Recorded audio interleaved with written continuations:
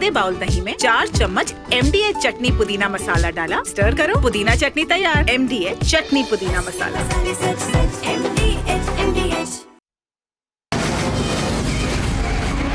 From the Republic Media Network headquarters, it's time for Arnab Goswami on The Debate.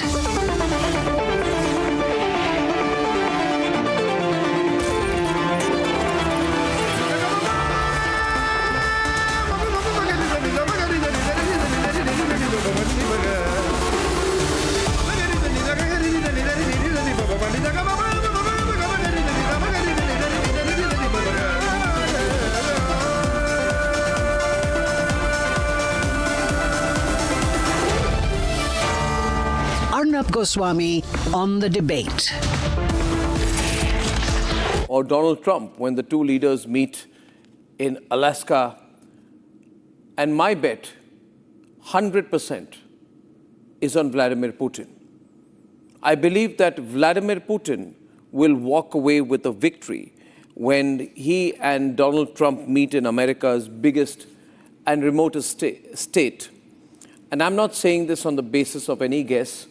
I believe that if you look at the way things have been in the past, the personality types, the geostrategic equations, the military balance in Ukraine, and the fundamental question that anyone should ask when they do any assessment of such a situation is that who's got more to lose? If you look at the sum total of all this, look back into history and predict a little bit into the future, I would bet on Vladimir Putin winning and Donald Trump losing when they meet in Alaska. In fact, I would like to start by saying that Putin already has an upper hand. The fact that a summit with the American president is being held at all is itself a massive victory for the Kremlin. A presidential summit allows Putin to position himself and to be seen to be at the top table of international democracy. And therefore, what this meeting in Alaska does is that it effectively ends Vladimir Putin's international isolation. If that is not a victory, I don't know what is. My second point is that I believe that Donald Trump is already on the back foot. Don't listen to all the Donald Trump supporters in the American media. What they are not telling you is that ahead of the summit, the White House has already started to downplay expectations of a peace deal, characterizing the high-stakes meeting as, quote-unquote, a listening exercise. Why would they do that? Trump has more to lose because he's the one promising to end this. Putin is not promising to end anything. He's just going in to actually listen. Trump said that his administration's tariffs on India for importing Russian crude had delivered a big blow to Moscow's economy. I don't know who's giving him the facts, but they're all wrong. The fact is he has not dared to impose any direct tariff yet on Russia. And neither has India actually done anything in terms of ever saying we are going to stop trading with the Russians as far as oil is concerned. So this is all made up by Donald Trump. Atmospheric positioning in his own bubble. It's not true. Despite Moscow rejecting a US and Ukraine-backed ceasefire, the fact of the matter is Trump has avoided putting tougher sanctions on Russia, which means somewhere he's still soft and is playing safe with Russia. Critically, it was Trump, not Putin, who actually requested this meeting, given Putin the chance to renegotiate or negotiate a Ukraine settlement directly with Washington, completely bypassing Zelensky and Ukraine. If you go back into history, let me take you back to 2018. There was a meeting in Helsinki where the two leaders met. And anytime there's been a direct meeting between the two leaders, what Putin says as a condition is there must be nobody else in the room. And Donald Trump caves in. And the fact is, when these two leaders are talking, Donald Trump appears to be unsure, to be almost obsequious. In fact, when he emerged from the 2018 talks, he publicly sided with Vladimir Putin against American intelligence findings on election interference in Russia, simply saying, and I quote, that President Putin says it's not Russia, which has done any intelligence gathering vis-a-vis elections. And he says, I don't see any reason why it would be. In other words, Donald Trump was handing over a victory to Vladimir Putin, which means in a one-on-one meeting, Putin is the tougher guy, and Donald Trump, for all the big talk, is the weak guy. Putin will walk away with a win, in my view, because he's already survived a lot. He's survived a deprivation of at least $500 billion in war funds, number one. He has survived a loss of 1,067,100 soldiers in the conflict already. But he's still fighting.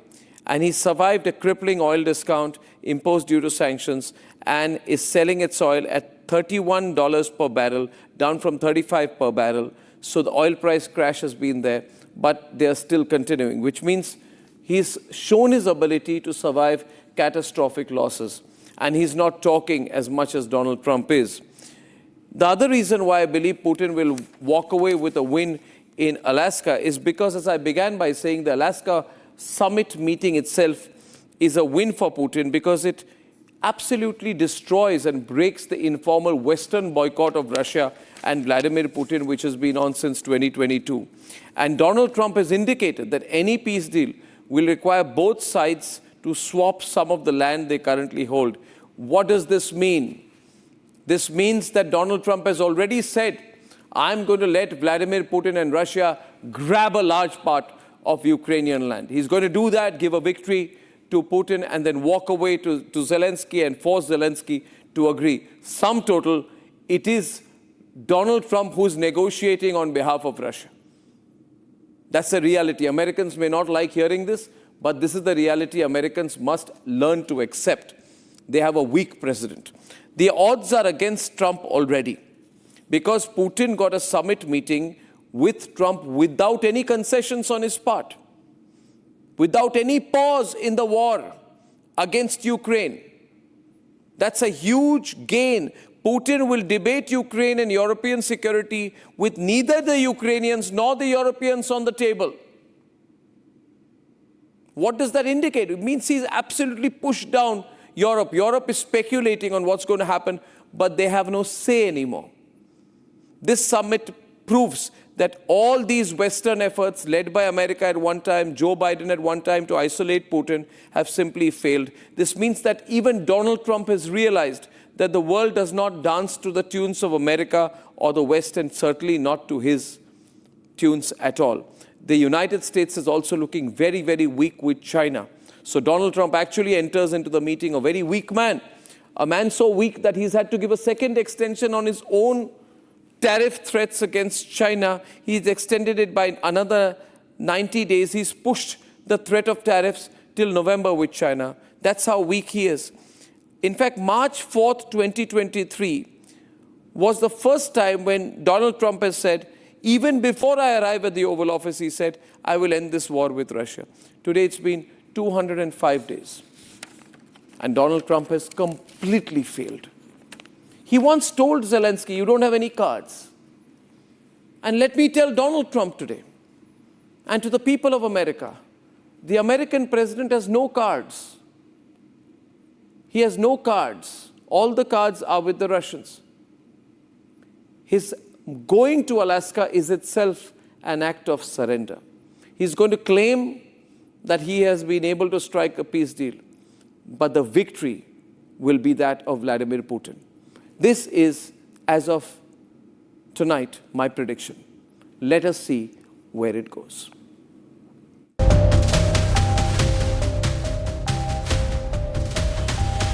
A momentous meeting is approaching, one with global consequence.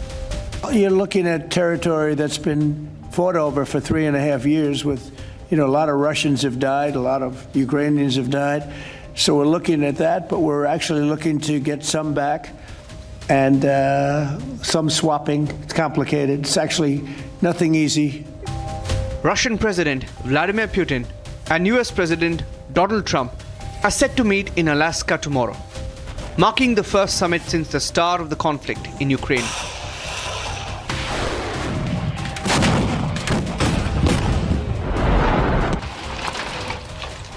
It will be Putin's first trip to the United States since 2015, when he addressed the UN General Assembly in New York. Nearly a decade later, the return comes with a far higher stake. Putin is seeing this meeting with Trump as a chance to cement Russia's territorial gains and keep Ukraine out of NATO. As the European Union braces for a critical US-Russia summit in Alaska, the Ukrainian President Zelensky arrived in London today. Ukraine and its European allies are concerned a summit without Kiev could allow Putin to get Trump on his side and force Ukraine into concessions. Звісно, ми обговорили сьогодні ситуацію на полі бою. Я сказав президенту Сполучених Штатів Америки і всім нашим європейським колегам, Путін блефує. Він старається натиснути перед зустрічю на Алясці, на всіх напрямках українського фронту. Росія намагається зобразити, що спроможна окупувати всю Україну. Безумовно, це їх бажання. With a few words, Trump left allies, adversaries and the world guessing. Yes, they will. Yeah. What will the consequences There will be be? consequences. Sanctions, tariffs? There will be, I don't have to say, there will be very severe consequences. Yeah. As two of the world's most powerful leaders prepare to meet, the question isn't just what they'll discuss, but how quickly common ground can be found. We're going to have a meeting with Vladimir Putin, and at the end of that meeting, probably in the first 2 minutes, I'll know exactly whether or not a deal can be made. Whether it can lead to a deal to produce peace in Ukraine after more than 3.5 years of fighting remains to be seen. History will remember this meeting, but will it mark Trump's triumph, Putin's advantage, or something else entirely?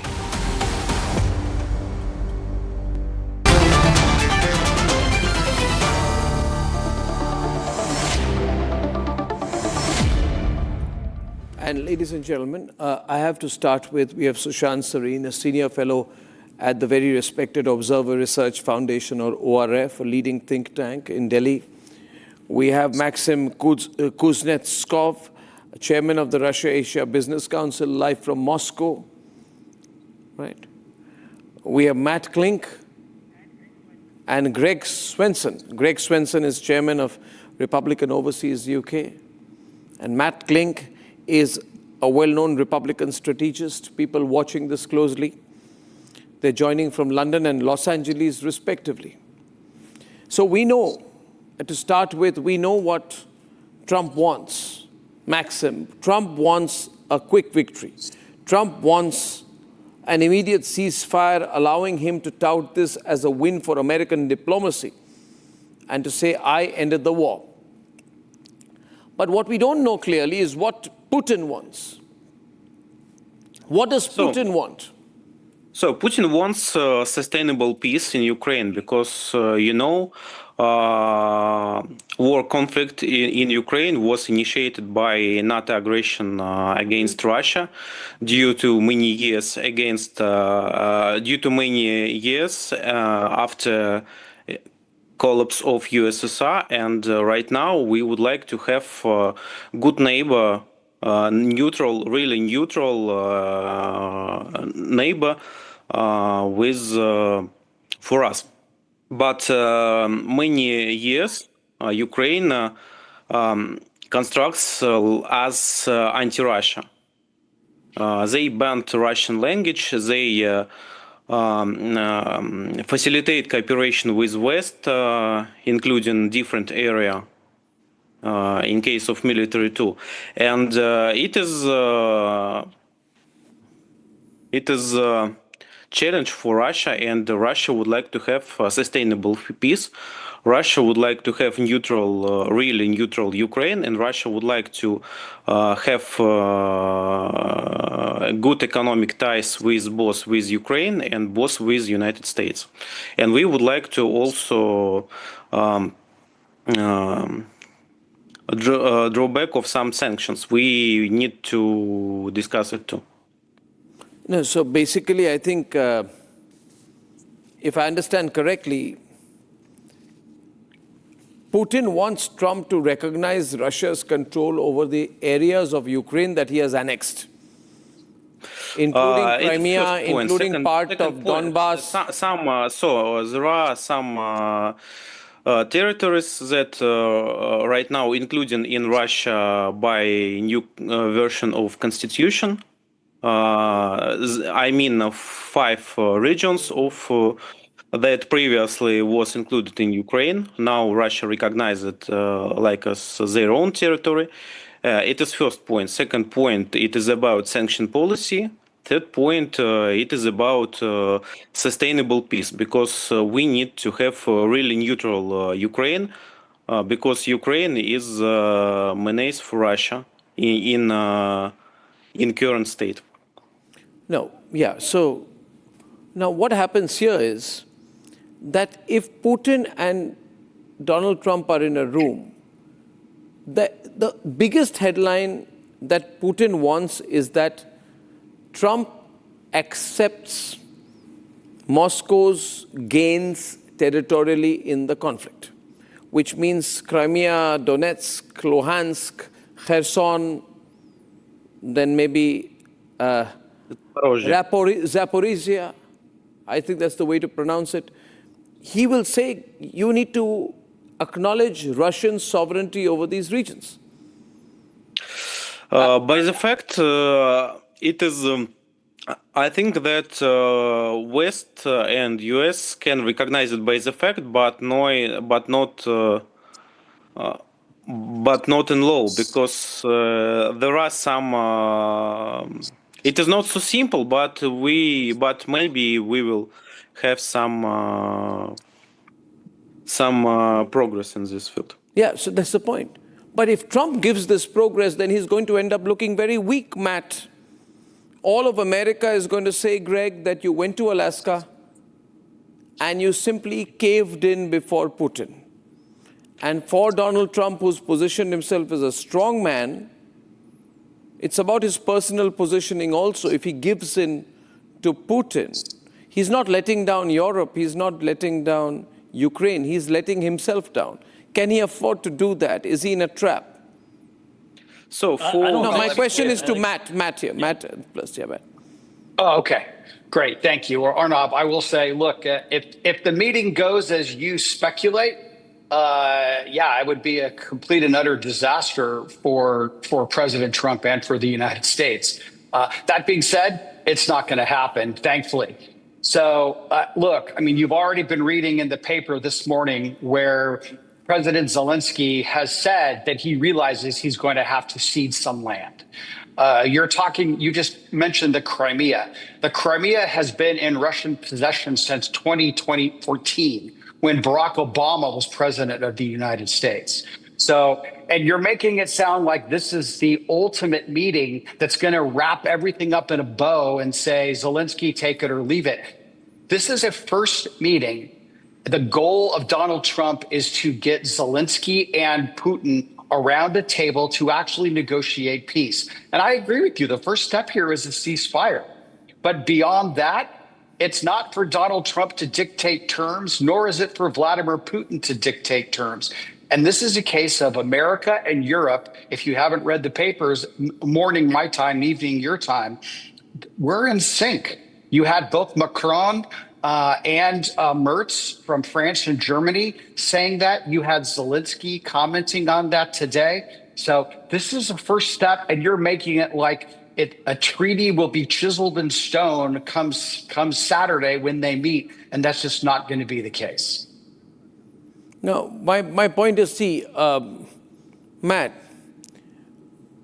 Putin has come there. He has nothing to lose. He's not giving a ceasefire. Militarily, he's already taken a very hard line. He is not interested in a ceasefire unless he gets what he wants. The people of Russia will ask him one day, Sushant, that over 1 million soldiers lost. And we gained a lot of territory, and now you're asking us to pull back. So do you see Putin blinking, Sushant? No, my own sense is that it's not as though people are going to rise up in revolt against the Russian president. But I don't think it's a practical thing for anybody to expect that Russia is going to give up the gains it has made on the battlefield. I agree. Just like that. That's not going to happen. Everybody knows it. The question is, the Russians have given what can be called their maximalist demands. I think our friend from Russia has listed out some of them. And from what we are reading in the news media, and I'm talking about public domain stuff, what is on offer to the Russians for now, so that the ceasefire can be brought in, is that, look, there will be no formal recognition of your sovereignty over the areas that you've occupied, but maybe some kind of an arrangement from, there's a report in the Times which claims that there is some kind of an arrangement can be worked out of the sorts between Israel and West Bank, that the Russians will be in charge, they will be in control, but nobody will recognize that thing, and then the negotiations will go on. And I agree with the gentleman from the US that, look, this is the first meeting. Now, this could go horribly wrong, and that means you go back to fighting against each other and the fighting breaks out. But I think there's also a certain amount of fatigue which has come in. You see that in Europe. Europe is in a bad shape right now. I don't think Donald Trump's supporters are interested in fueling this war endlessly. It is becoming a kind of an endless war. I don't think anybody wants it.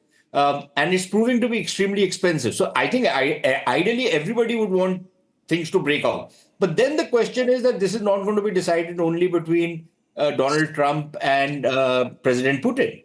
There are other people also who will want to have a say in it, not the least of which are the Ukrainians. How will they take a kind of a deal in which about 20-25% of their country is lobbed off and they are not even given a say in it? Now, I completely understand the old saying that, between the strong and the weak, the strong take what they can and the weak suffer what they must. Now, if that is going to be the condition as far as Ukraine is concerned, we'll wait and see. What are the Europeans going to say? How much are the Europeans willing to put in store of this particular conflict and fuel it? It's very well for the Brits sitting where they are, thousands of miles away, to want to continue to fuel it. People like Boris Johnson and others.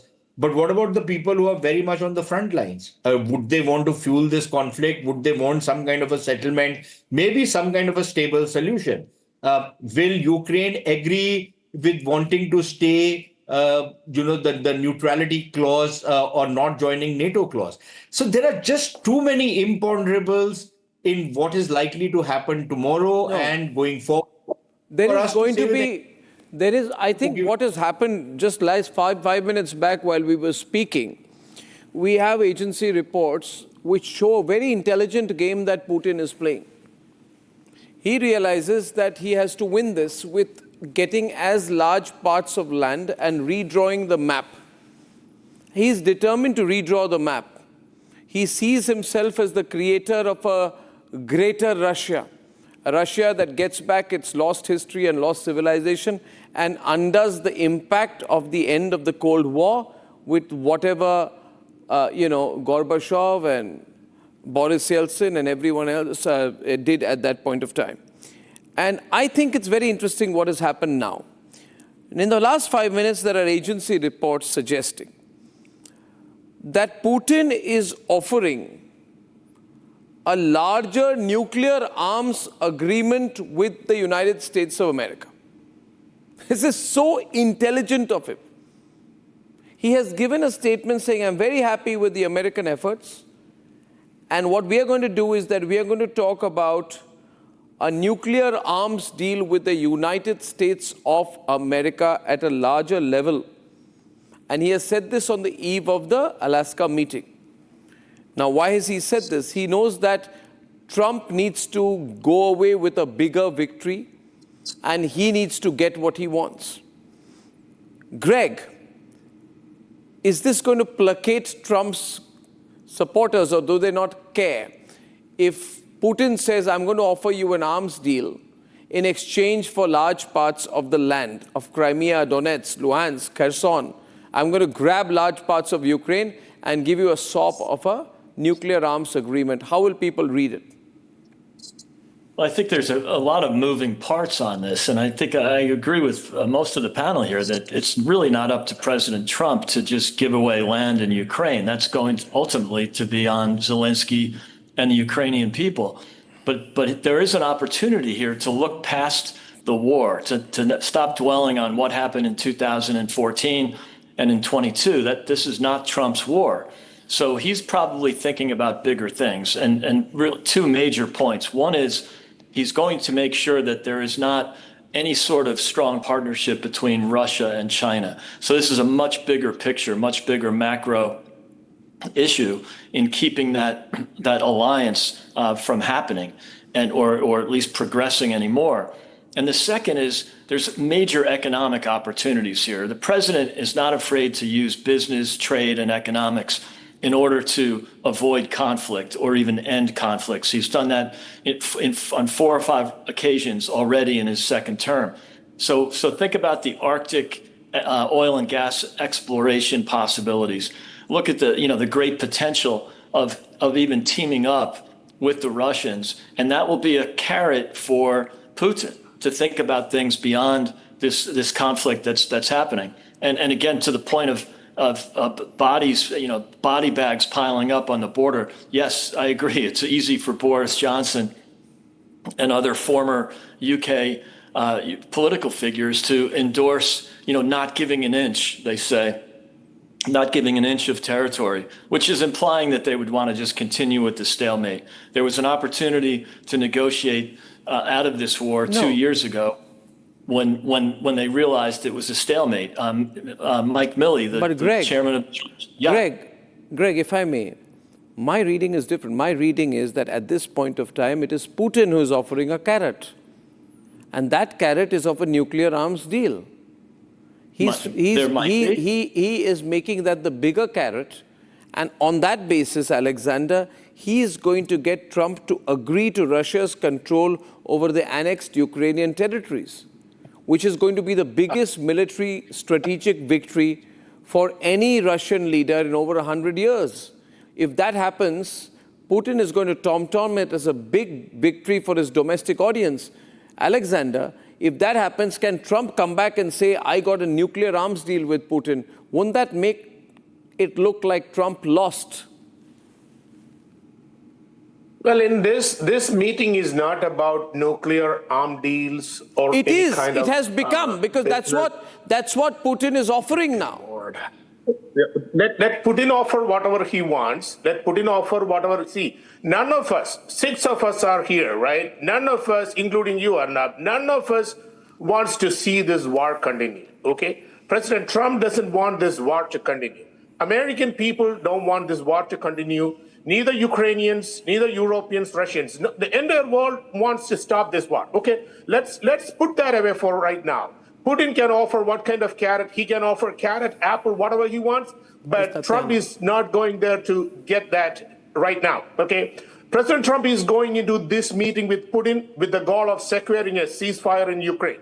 It's a meeting to listening each other. You stated in your opening statement that it's a listening exercise. Yes, President Trump is doing this meeting to listen to each other. You know why? Because the administration is currently focused on facilitating a peaceful resolution to the Russia-Ukraine conflict. It includes potential negotiations, ceasefire, and all these months, you said, President Trump said before the inauguration, he said, I'm going to bring an immediate ceasefire and end to the war. Yes, that was his sincere desire. That was the sincere desire for all the people that voted for him, including me, the people who campaigned for him, including me. But that did not happen. Is that President Trump's fault? Did he not try his best? He did everything he could. So he's been frustrated. He expressed... Yeah, but he's frustrated. But the fact is, he's more frustrated over the way... You see, Vladimir Putin is a very interesting person. He's extremely unrelenting. He has not agreed for a ceasefire. Trump thought that there will be a meeting with a ceasefire. That's why we are negotiating. You have a meeting... That's why we are still negotiating. No. We are still negotiating. Arnab, it's a Trump is no negotiation shrinking violet. Matt. Yes, Matt. Yeah, Arnab, Trump is no shrinking violet here. The way you make it sound is Vladimir Putin's going to have a big booming microphone and Donald Trump is going to placidly sit there and just be influenced by the supreme knowledge and hardball tactics of Vladimir Putin. This is going to be a dialogue between two statesmen I'm not going to put my money on anybody but Donald Trump. And I know you're a skeptic that, Trump is going to come out of here with the short end of the stick. If Donald Trump gets Vladimir Putin and Vladimir Zelensky to sit at the same table to talk about peace, it doesn't matter if it's good for America. It's good for the world. The average fighting age for soldiers in the Ukraine is 43 years old. They're ultimately going to run out of people. They're losing territory in this war. If Trump can get people to sit, then that's a good thing for the world, not for America. It's not a zero-sum game where Putin wins and Trump loses. This is a bigger picture. One minute. It's not a zero-sum game. But let me bring this down to brass tacks. Russia has control over 19% of Ukraine. What is at stake here? Including all of Crimea, all of Luhansk, most of Donetsk, most of Zaporizhia, and most of Kherson, as well as parts of Kharkiv, Sumy, Mykolaiv, and some other adjoining areas. This is a lot of land. And Putin knows the importance of territory. He's not going to give it up. Now, if most of the land remains with Russia, and Putin also gets Trump to agree to make Ukraine some neutral territory, to declare permanent neutrality to Ukraine, abandoning its NATO ambitions, limiting its military growth, then it will be his victory, won't it? Yeah, but those are three big ifs. Look, I don't think that they are Russia big ifs, I can see. Russia is not going to give up territory that they already hold. Okay, so let's take that as a given. They've held the Crimea for 11 years. They're not giving that up. NATO is not going to expand, in part because the American people don't think that Ukraine has a place in NATO. But if the Europeans want to provide a security guarantee that is not a NATO security guarantee, let's do it.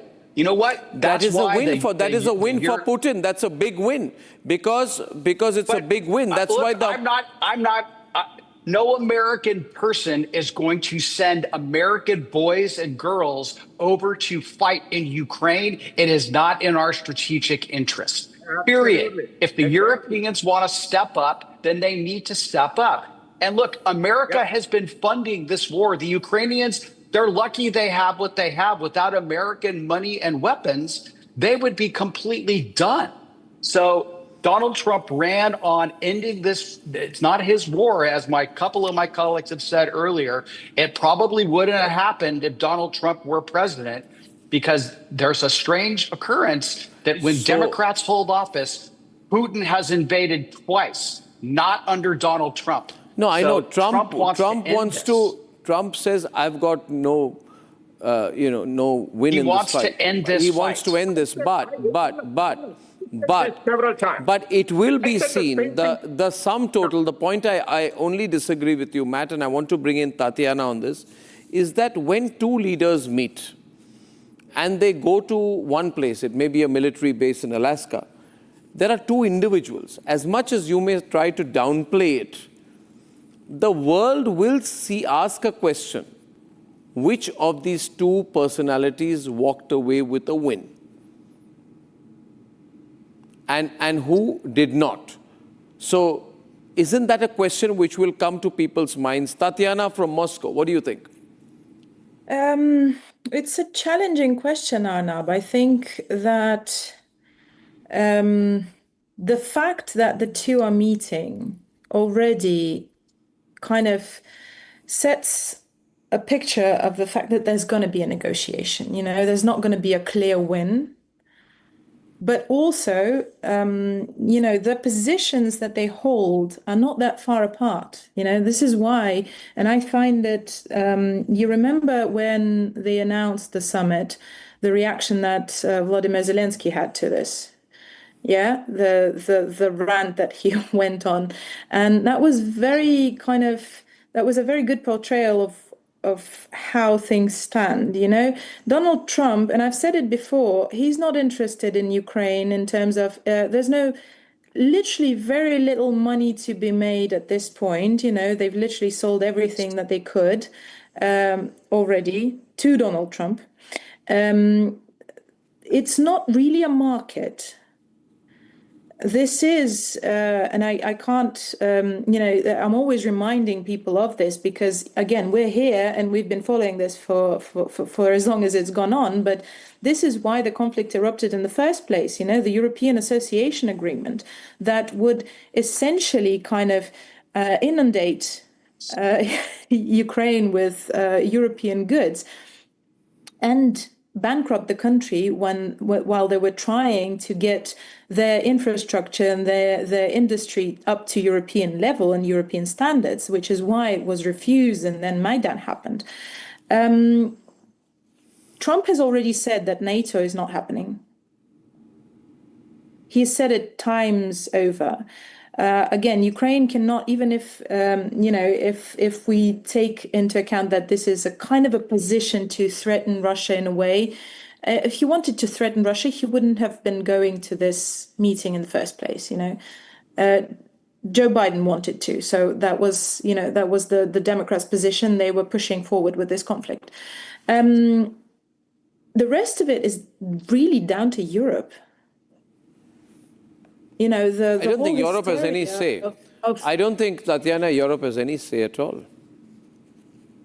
No, I'm not saying that they do have a say especially in the meeting between Donald Trump and Vladimir Putin. We are very clear. These are leaders of two huge and powerful nations. But I'm saying that the rest of the issues, you know, the whole hysteria of Russia wanting to allegedly recreate Soviet Union and yada, yada, yada, yada, all of this media nonsense. This is not American nonsense. The America under Donald Trump doesn't push this agenda. And even if it was, you know... why do the Russians love Donald Trump so much? I can tell you why. Is it because he's negotiating on your behalf? Sorry? Is it because he's negotiating on your behalf? No, she said the truth. I don't believe he's negotiating on Russians' behalf. Donald Trump is thinking about one thing and one thing alone, and it has been all this time. It's about money. And I've said it before on this show as well, you know, this is about money for Donald Trump. And it's a very clear and understandable position.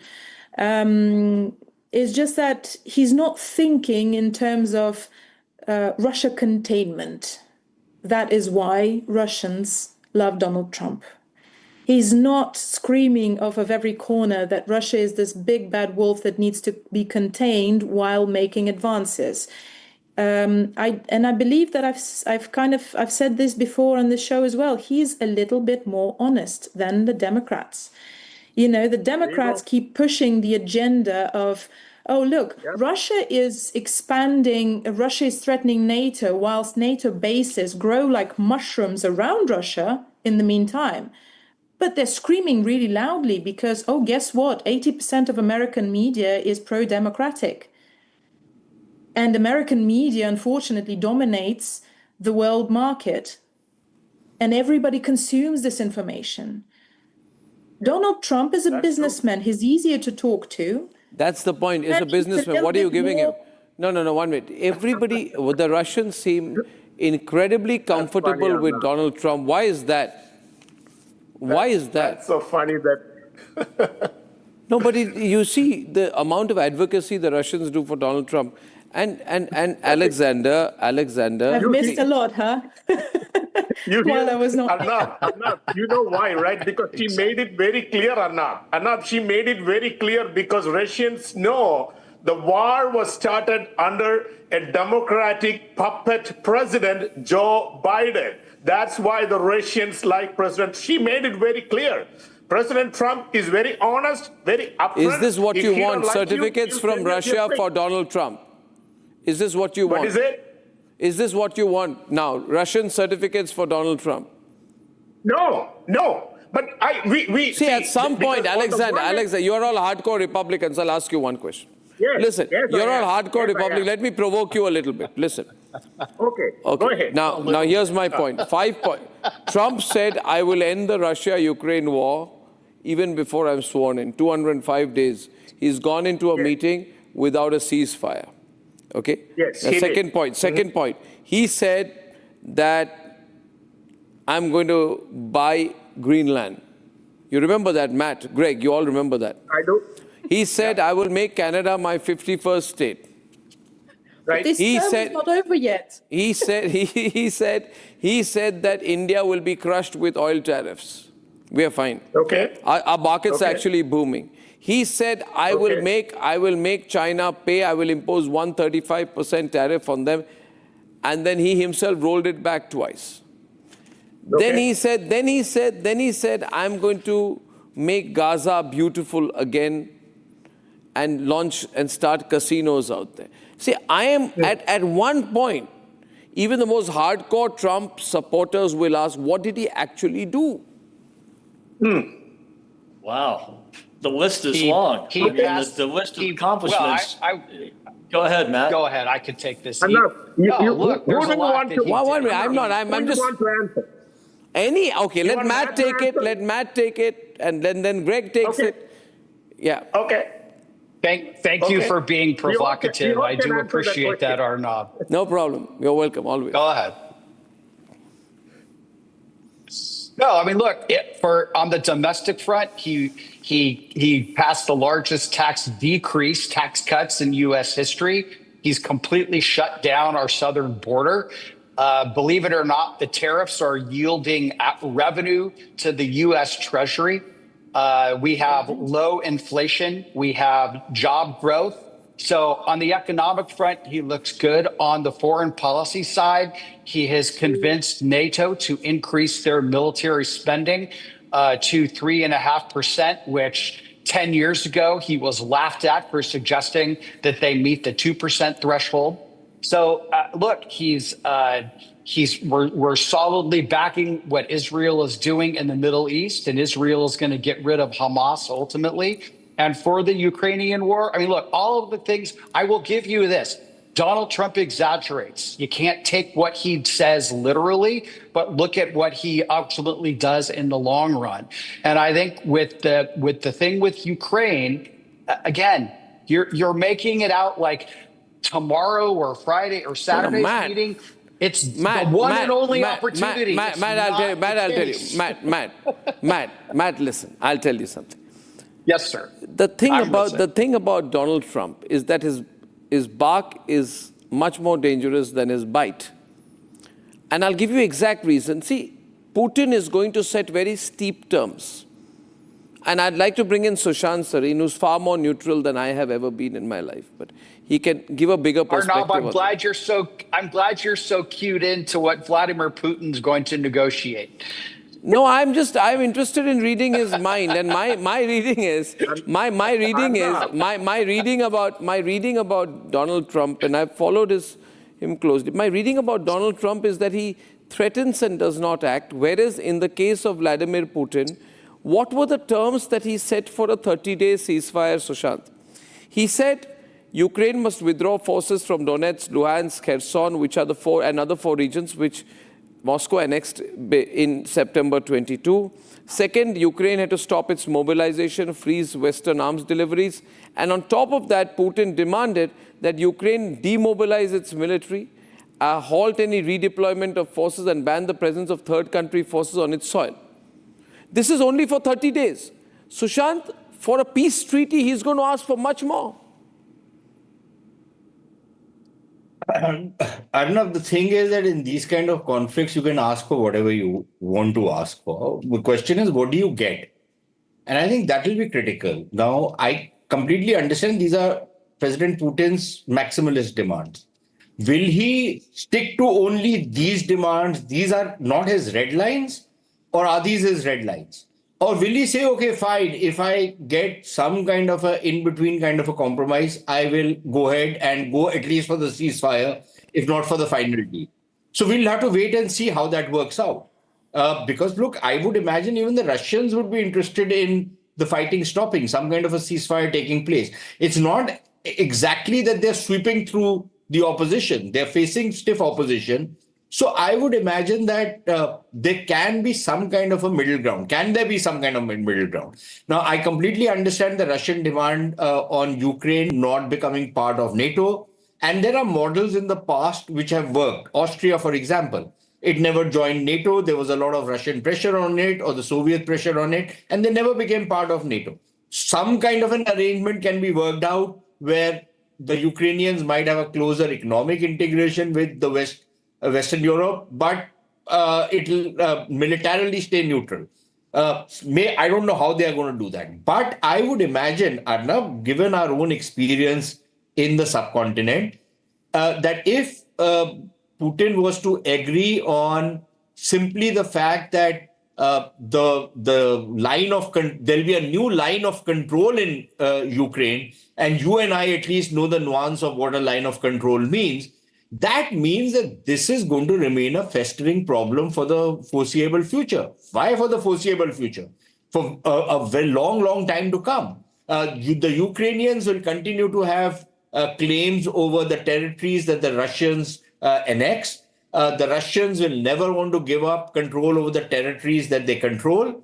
And this will give countries like the Brits, who are past masters at playing games in these kind of conflicts, and some of the other players, to come and play their own games in this region. So you are looking at long-term instability in this entire region. So I would imagine that there is some merit in what President Putin is asking for, that, look, let's have a final deal. I will take these territories because these are where Russians live. I'm not getting into whether his claims are right or wrong. I'm saying what he is demanding. And there is nobody who is in a position to make him back off from those claims. Just one more thing, Arnab. I think it is very important that one of our American friends was talking about how Donald Trump's strategy, I don't know if Donald Trump even makes strategies, but let us assume he does, that his strategy is to drive some bridge between Russia and China, and to take Russia away from China, and to have some kind of a balance in that region. The point is, this is exactly what we were saying for the last many years, since 2014, when there was a lot of pressure on us. What happened? I think we lost him. Yeah, okay, but he's back. He's back. It was just coming to the best part. No, he's just coming in. Don't worry. Sushant, are you there? Okay, we just lost Sushant's audio. If he comes back, I'm going to bring him back out here. My prediction, and I want to go to Maxim once again. Maxim, what are the terms? Can you guess any of the terms Putin's going to put? For example, will he say that you have to recognize the annexation of Crimea in 2014? And does he expect Trump to be able to say yes and get it done? So it's too hard to predict something in this top level, but what we can discuss. First of all, Trump said that it would be some swap of territory between Russia and Ukraine. Maybe Ukraine will cease to Russia some territory in Donetsk region, for example, Slaviansk, Kramatorsk, etc. But Russia will stop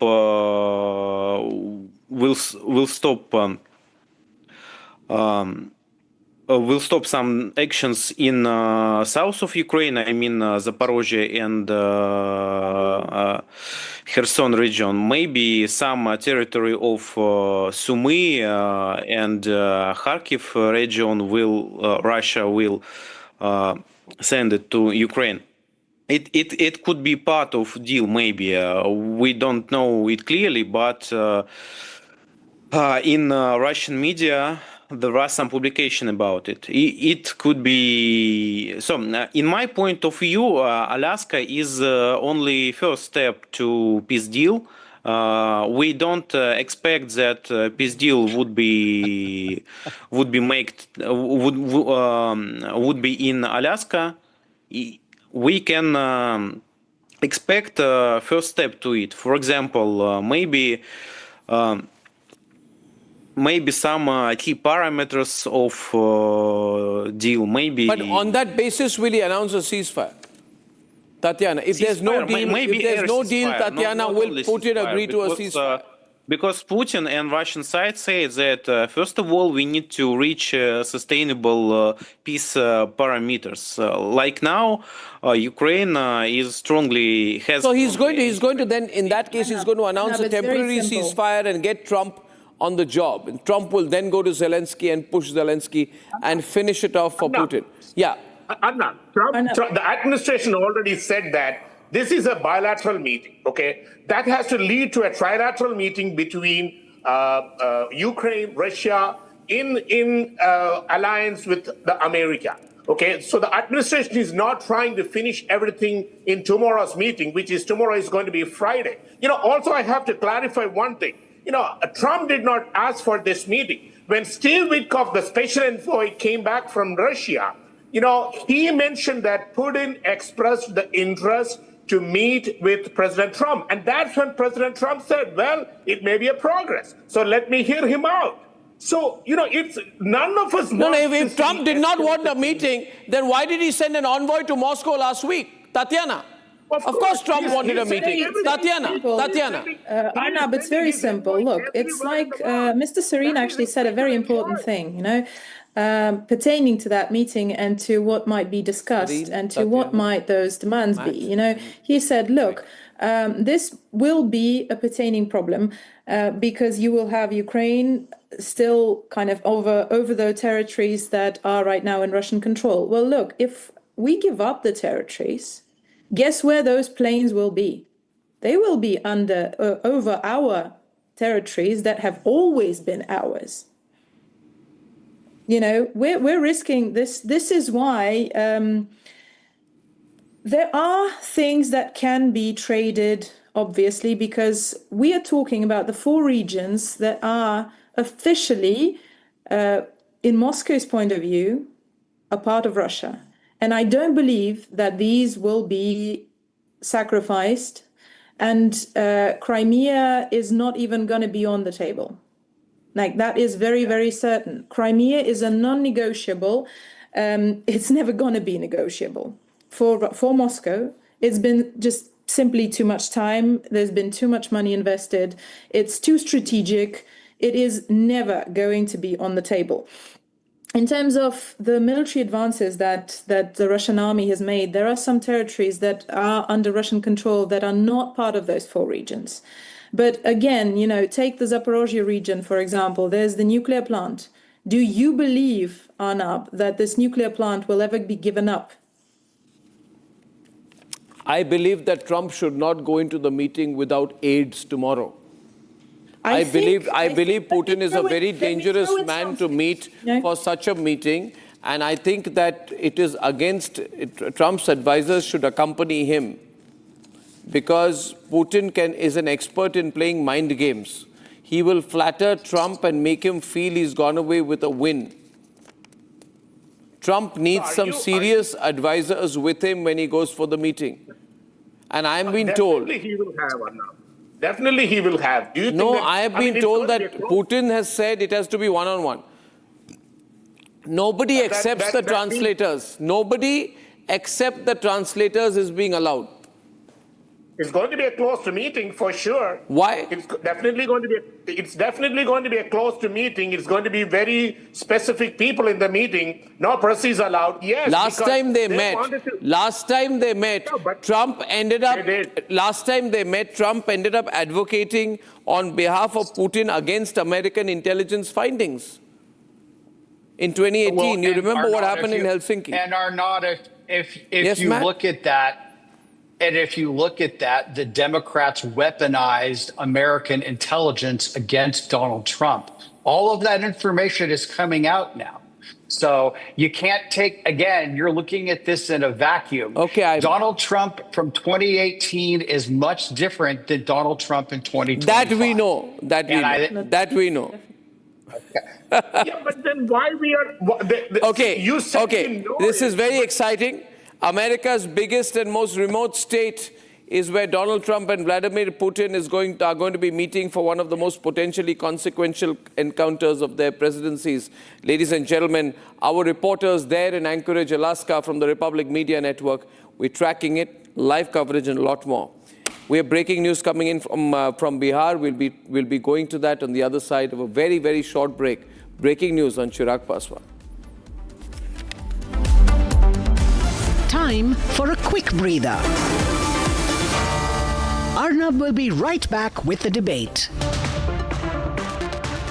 ये है secret recipe MDH का जीरा SIP जल जीरा मसाला SIP SIP जीरा SIP MDH का जल जीरा जीरा सिप MDH का जल जीरा जीरा सिप